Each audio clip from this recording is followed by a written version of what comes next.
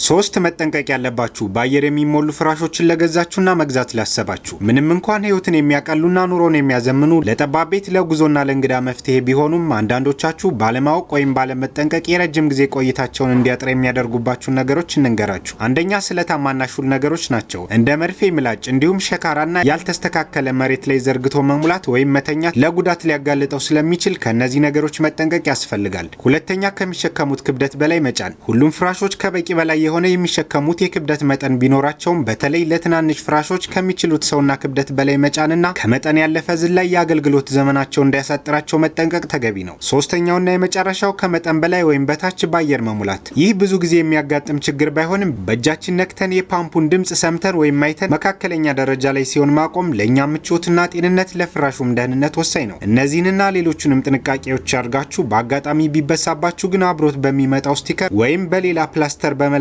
መጠቀም ይቻላል። ተጨማሪ መረጃዎችን ወይም የፍራሽ አማራጮችን ከፈለጋችሁ ደውላችሁ ወይም ሱቅ መታችሁ ማዘዝና መደወል ትችላላችሁ።